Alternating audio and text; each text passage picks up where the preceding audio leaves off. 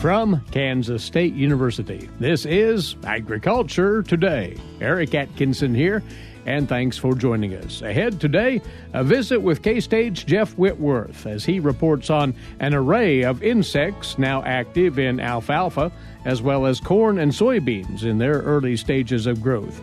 Specifically, potato leafhoppers and grasshoppers attacking alfalfa stands, bean leaf beetles working on soybean leaves, and western corn rootworms causing some corn stands to lodge. Jeff will go over the need for control in each case and the treatment thresholds for each.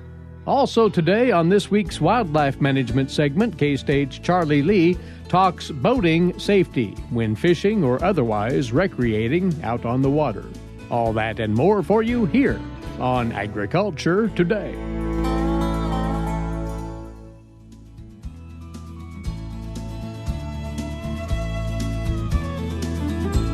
You're listening to Agriculture Today with a flurry of insect activity now present in our field crops. And we've brought by once more to find out what's going on and how you producers might manage against these.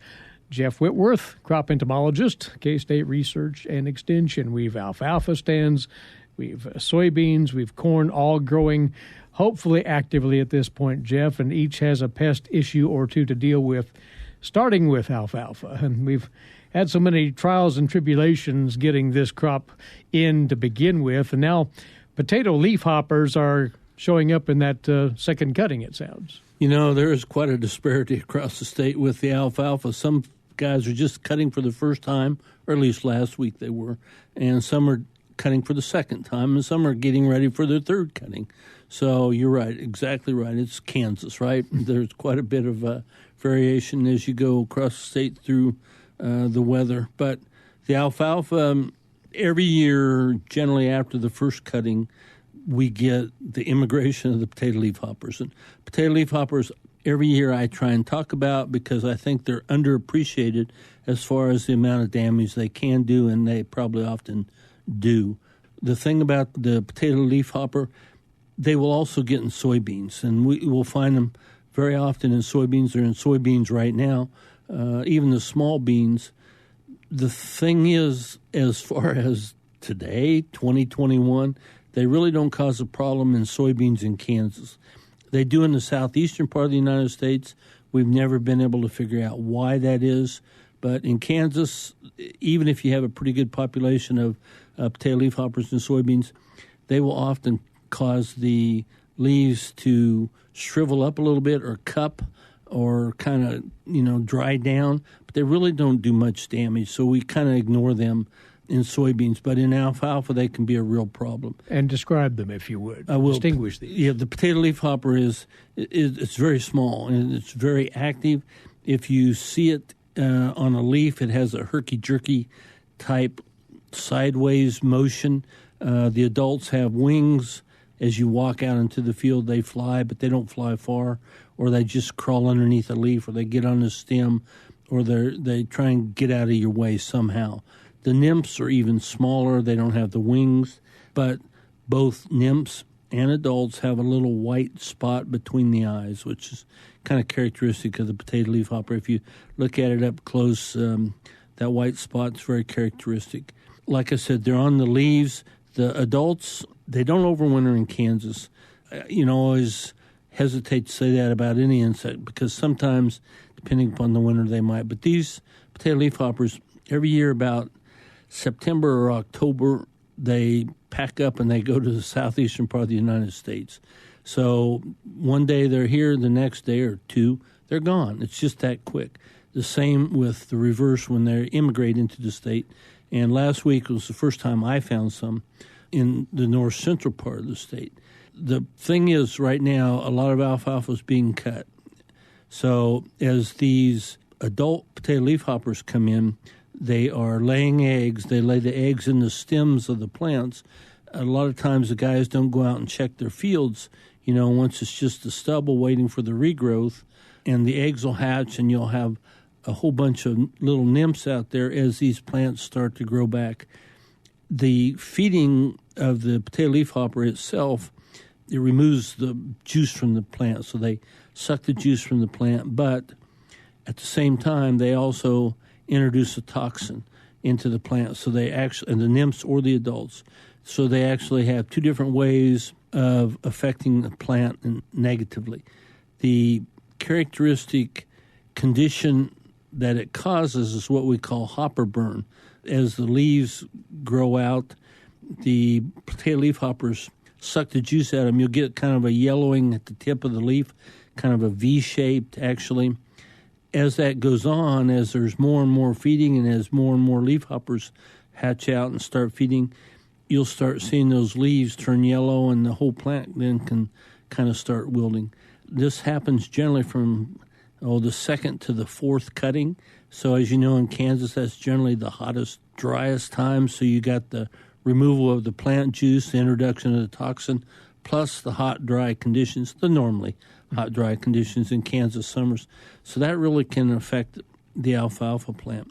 So the feeding right now in the second or third cutting, that will impact, will snowball or have a domino effect for the next cutting and the next cutting because the plants are just that much slower to rebound.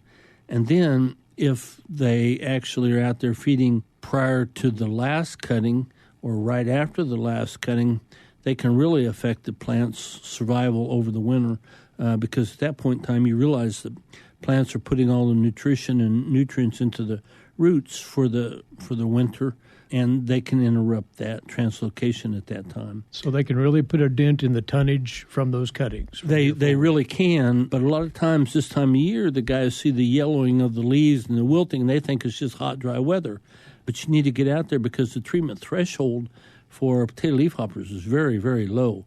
I mean, it's probably like 1 per 10 sweeps of a sweep net. And in this case, we generally don't, recommend using a sweep net to establish a treatment threshold, but potato leafhoppers we do because they're so quick to dodge you. But if you use a sweep net and you get 1 or 2 per 10 sweeps, that means you can justify treating. Now, when I say treating, if you swath it, you can remove those eggs and you can remove those nymphs and the adults, and they don't feed on the hay only if it is alive and pumping juice up through the stems and the leaves. So swathing will help out or cutting will help out.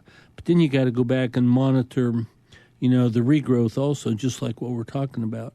The nice thing about it, once you get into the third or the fourth cutting, in years past, every time we've seen the fields cut or swathed, you've removed the potato leafhoppers, I've not seen them reinfest those fields. If you're not ready to swathe it and you need to treat it with an insecticide, there are many insecticides that are labeled for potato leafhoppers, and potato leafhoppers are really, at least they have been really fairly easily controlled by the lowest dose of all the insecticides that we've tried that are labeled for potato leafhoppers. So that's a plus. But whatever you use, if you use an insecticide for alfalfa, be sure you look at the pre-harvest interval, because if you spray that alfalfa and then you go bale it, you got to make sure you don't violate that pre-harvest interval for whatever compound it is you use. Well, be on top of the presence of potato leafhopper. Be looking for those in your alfalfa stands. Act accordingly. And grasshoppers simultaneously at work in alfalfa? Grasshoppers are hatching. The grasshoppers have been hatching for the last week or two, every place I've been, and they're hatching out of the grassy areas. Sometimes they're right out there in the alfalfa, because what happens is the female adult grasshopper lays eggs in August. The eggs are now hatching or have hatched in mid to late May. The nymphs are coming out. You're just now starting to see them. They're really small, but they're starting to grow, and they're starting to feed, so you're going to start seeing more and more feeding. A couple of the alfalfa fields we were in last week that weren't cut, they had pretty good populations of grasshoppers. So just beware right now, they're not feeding as much as they will when they get larger, and they're easier to control because they're small. They're not near as mobile, not near as active.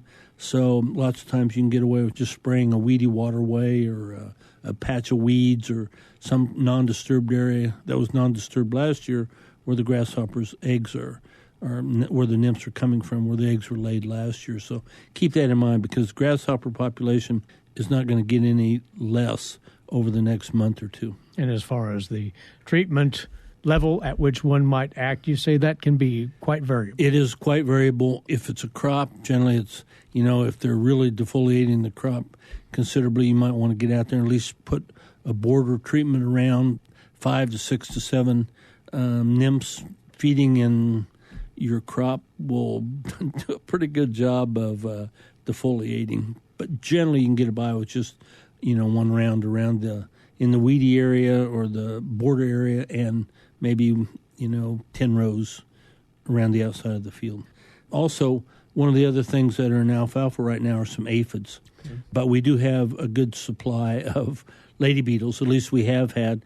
And if you don't spray, if you just cut or swath, I think the lady beetle population will be out there. I'm not too worried about aphids in alfalfa right now.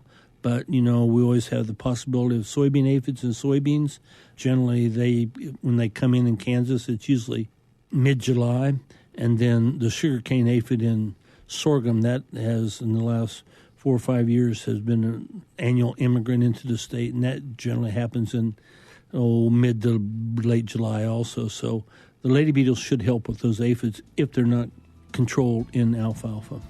Crop entomologist with K-State Research and Extension, Jeff Whitworth. He's going over the current concerns in our field crops, and we want to move to soybeans now, but this is a pest that might have originated in alfalfa, you say, the bean leaf beetle, Jeff.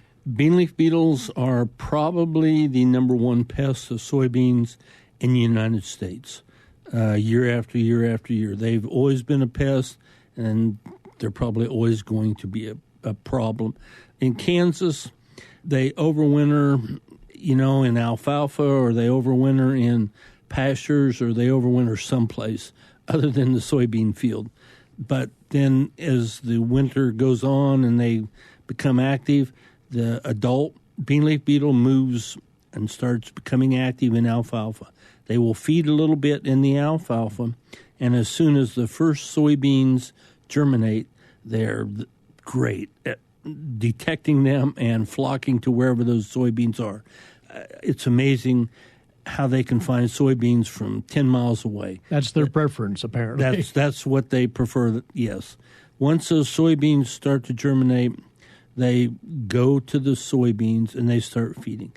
So the small soybeans, the germinating soybeans, up to about the third or fourth trifoliate stage, they can be vulnerable to bean leaf beetle adult feeding. Now, the nice thing about it, the bean leaf beetle adult, this first generation, they have fed a little bit on something else, usually alfalfa. So when they move to soybeans, they will feed a little, and the feeding is characteristic. They feed on, they make these round or oval holes in the leaves. If there's enough of them, they can defoliate plants, or if the growing conditions aren't great, they can cause concern. But they will cause oval or round holes in the leaves. But the nice thing about it, they don't feed that much. They're more interested in mating and then laying eggs. If you have, 5 or 6 bean leaf beetles per row foot, or 7 under less than ideal growing conditions, and it looks like they're defoliating 25 to 50% of the plants, you might want to treat. We have treated for them. A lot of guys... they will spray early, and they'll spray a fungicide, and they'll spray an insecticide. Just remember, these young germinating soybean plants are really good at being able to overcome any early. You almost have to have 50 to 60% defoliation before it's going to actually impact negatively later on. We have put out plots. We've looked at that, and, you can get up to 70% defoliation. And then you spray it, clean off the bean leaf beetles. 2 weeks later, you can't even tell what they were feeding on and what wasn't. So they're great at overcoming or compensating for that defoliation. But still, if the growing conditions aren't good and they are defoliating it down, so you get concerned about. There are several different compounds on the market that are really good at controlling adult bean leaf beetles. They're labeled and they'll work really well. But we have a really hard time recommending that unless you're losing 50 to 75% defoliation, because those adults aren't going to feed very long. They're going to feed maybe for 7 to 10 days, maybe up to 2 weeks, different ones, and then they're going to go down and they're going to lay eggs. And they lay eggs down along the base of the plant in the soil, around the stem of the plant. The eggs hatch. They hatch into larvae that look just like corn rootworm larvae. They're kind of a white worm-like larva, and they will feed on the roots and the root hairs of the soybean plant, just exactly like the corn rootworm larva does in corn.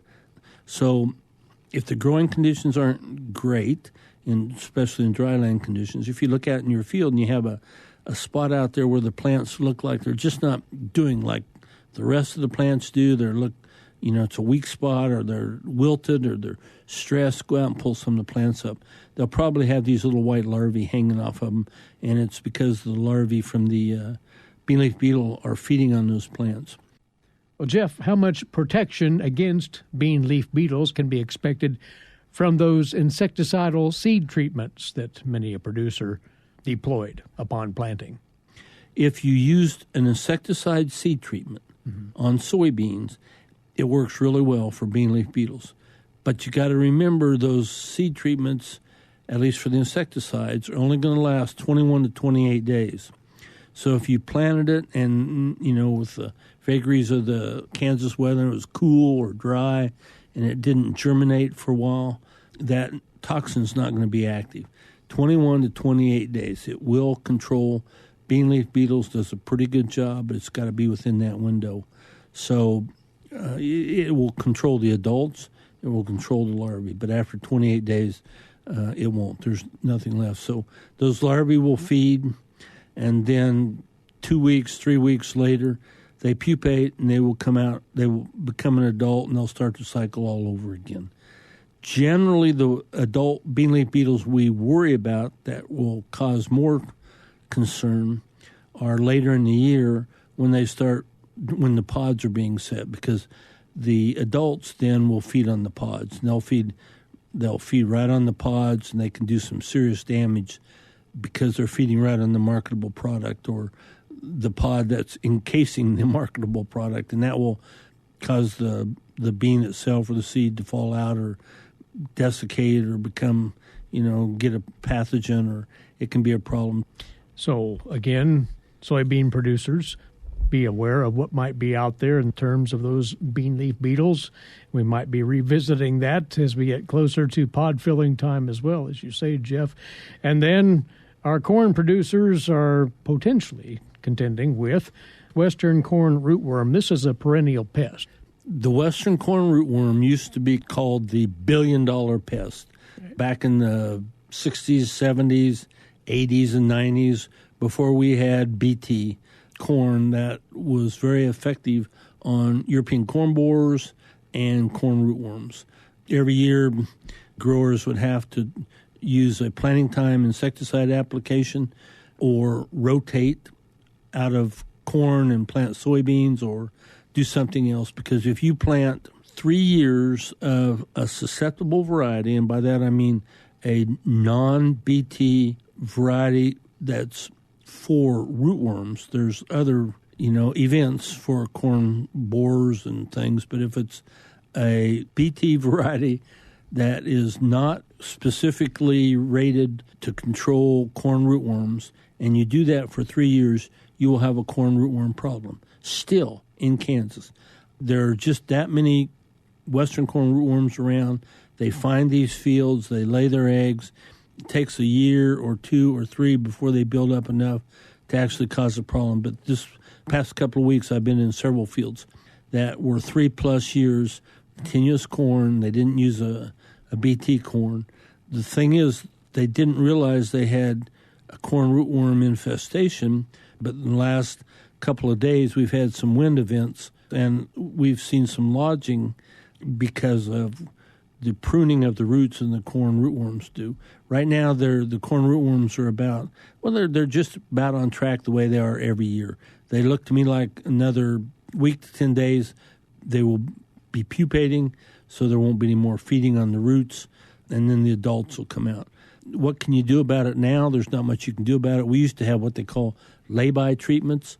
We still have those, but most guys are not set up to do a lay-by treatment just because of the advent of BT corn. It's just a lot easier and cleaner to use that if you think you're going to have a corn rootworm problem. But you can also rotate. It's too late now to do that. But if we don't have any more wind events, the corn plants are really good also at putting out secondary root systems to compensate for the corn rootworm feeding. So if that happens, you won't lose much yield just to the corn rootworms. The problem with corn rootworms is the lodging or the goosenecking. That's where we have a real problem. In those fields in years past that I've seen, and one I just saw the other day, those plants look like pickup sticks. I mean, you can't see the row. It's kind of a sad-looking field, but that's what happens. Corn rootworms right now, they're still around. You got to, in my opinion, you should always take those into consideration. You do not need a BT event to control corn rootworms unless you're going to have 3 or 4 or more years continuous corn in a field. The first year, second year, you don't need that BT event for corn rootworms. Well, as usual for this stage of the summer, there's no lack for insect topics to talk over on behalf of our crop growers out there as they go about their management here in the middle part of the growing season. Thanks for keeping us briefed on all these things, Jeff, and we'll have you back again soon and take another look at that time. Yes, and just remember, there are a lot of ticks out right now. Yes. The ticks, I've been getting calls about ticks, and more ticks. So for the next 2 weeks, be tick aware. Always. Thanks once again. Along with us on this Agriculture Today, crop entomologist Jeff Whitworth of K-State Research and Extension.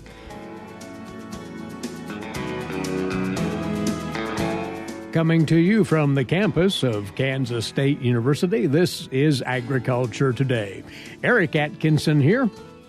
Well, what's the USDA saying about Kansas crop progress and conditions? The weekly report was released by the department yesterday afternoon.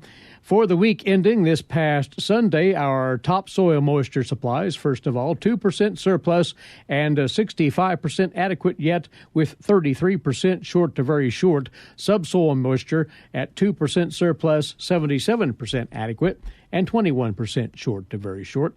The state of the winter wheat crop in Kansas as harvest rolls, 63% good to excellent, 25% fair, and 12% poor to very poor. Coloring of wheat at 92%, mature 60%, and the harvest officially 13% complete this past Sunday, behind the 24% average for the date. As for the corn crop then, 71% good to excellent, 23% fair, 6% poor to very poor. Corn emergence at 95%. Now corn silking at 3%. That's very near the average. And soybean conditions in Kansas, 68% good to excellent, 24% fair, 8% poor to very poor. Soybean planting is at 90% complete now, emergence 76%, and soybeans blooming at 2%. And grain sorghum conditions, 74% good to excellent, 23% fair, and 3% poor to very poor. Sorghum planting is now 85% complete. That's very near the average. Pasture and range conditions in the state this week, 64% good to excellent, 29% fair, and 7% poor to very poor. Well, corn and bean conditions nationally declined again from the previous week, according to the USDA. Here's more from Stephanie Ho. Midwestern crop conditions continued their downward trajectory, with 65% of the nation's corn rated in good to excellent condition. A week ago, that number was at 68%. 6% of the corn rated very poor to poor. That is up a point from last week, getting back to that good to excellent rating of 65%. When we started crop conditions 3 weeks ago, that number was 76%. That was USDA meteorologist Brad Rippey. Now, a year ago at this time, we had a much higher condition, 72% of the crop rated good to excellent. Similar amount, 5%, was rated very poor to poor. With soybeans, currently 60% of the U.S. soybeans rated in good to excellent condition, 9% very poor to poor. A week ago, those numbers were 62% and 8% respectively. This time a year ago, we had a much better looking soybean crop overall, 70% good to excellent and 5% very poor to poor. This is Stephanie Ho for the U.S. Department of Agriculture in Washington, D.C. The winter wheat harvest nationally had reached 17% complete as of this past weekend. That is still 10% behind last year's pace and 9% behind the 5-year average. Winter wheat condition on the national level, 49% good to excellent. That's up 1% from the previous week. A 10% drop in spring wheat's good to excellent rating from 37% the previous week to 27% good to excellent as of Sunday. That crop's current rating remains the lowest for this time of year since 1988. And sorghum planting nationally progressing to 88% complete. Sorghum headed at 16%. That's 2% behind the average. That's the latest crop condition and progress update out of the USDA. On we go now to this week's edition of Milk Lines, and awaiting with that, K-State Research and Extension dairy specialist Mike Brook. Mike? Today I want to visit with our Kansas dairy farmers concerning forage supplies and maybe taking some inventories and looking at what we might expect for yields this summer. You know, it's always important to try to manage our forage supplies, and it's never too early to start thinking about how the harvest year might turn out and what we might need to do to make altered plans maybe if we need to obtain additional forage. So one of the things I would encourage our farmers to do is to really take a close inventory of forages that we already have in storage. Especially pay attention to silages, the different types and amounts, and really assess how much you're feeding each day and how far those inventories will stretch. Also, as you think about this, think about the acres that you have planted or will be harvesting, and think about the yield that you might expect. And, you know, this is one of those things that's really important to make sure you're not too optimistic. As we look at long-range weather forecasts and we try to assess whether or not we're going to have adequate moisture this year, I know it's a guess, but if we assume that we're going to have maximum yields and it turns out somewhat less, then we may have a forage issue for our dairy herd moving forward. So be careful how you figure that and maybe figure for an average yield, and make sure you also take into account what you're going to lose and shrink, especially for your silage crops, because, you know, oftentimes we lose 15% or more of the dry matter that we actually harvest by the time we actually get it to the cow. So make sure you include a little extra there to cover that. Now, how long do you need to plan ahead? Well, if we're thinking about something like corn silage, we've got probably 5 or 6 months left yet this year to feed whatever current crop we have in inventory, and then another 12 months beyond that. So really you're looking at, from today, maybe a supply that needs to be 17 to 18 months. As you take a look at that, sure, you can make some adjustments to feeding rates and those sorts of things, but again, you're going to have to feed those animals something. Again, about 50% of your diet dry matter is going to be forage, so it's really important that we have adequate supply. And in many cases, we depend on corn silage for a major portion of that. And it's the portion of the diet that's probably least easy to replace. So it's important that we look carefully at what we need and make sure that we have the right amount on hand. Now, as you think about hay supply, you might want to consider buying some alfalfa hay ahead. Prices still, at least at this time, tend to be fairly reasonable compared to what they could be if we do have a drought this summer. So keep in mind that buying early this year might be an advantage. Also keep in mind that if you're going to be storing that hay outside, there'll be significant shrink to it, maybe anywhere from 30 to 50%. Stored inside, probably about 6%. This is Mike Brook with K-State Research and Extension, really encouraging our dairy farmers to make sure they keep track of their forage supplies and plan ahead, especially in case we are lacking a little bit of rainfall this year. Thanks, Mike. A quick note here, reverting back to our conversation with Jeff Whitworth earlier, several K-State publications relating to crop insect management in Kansas were recently updated, and they're now available. Pest management for wheat, alfalfa, sorghum, and soybeans, to be more precise. You can find all of those updated versions at the K-State Research and Extension Bookstore, ksre.ksu.edu. This is Agriculture Today.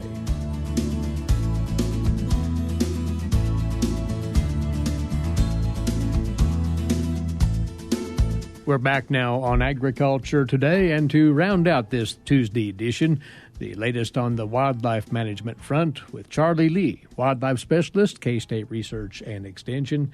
Charlie, this is for those who will be out on the water, fishing or recreating otherwise, boating safety. And no summer goes by that we don't have something to remind us of the importance of this. Yes, it's unfortunate that there are many boating and swimming accidents that could be prevented with the use of a little bit of common sense. When we talk about swimming safety, I think many people overestimate their swimming ability. When you add heat, perhaps exhaustion, alcohol, lack of attention, you are more prone to accidents than otherwise. When you have children, you need to pay close attention to children around water. We have Kansas waterways that include currents and drop-offs and floating debris that make swimming more challenging. And exhaustion is a very real possibility if you've been swimming for a long period of time. You couple that with the heat of the summer, overestimating your swimming ability, lack of wearing a life jacket, and sometimes inexperienced swimmers become exhausted before they realize they may be in trouble. So I think one of the biggest things to do is avoid putting yourself at that risk. Make sure you don't overestimate your swimming ability. If you're in doubt, wear a personal flotation device. Check the weather before you go floating. Make sure that if you're in rivers and streams, that the amount of rainfall you've had recently affects the speed of the current and the amount of debris in the water. And keep in mind that debris in the water and high speed of some of our streams after heavy rainfall really make that a challenging situation.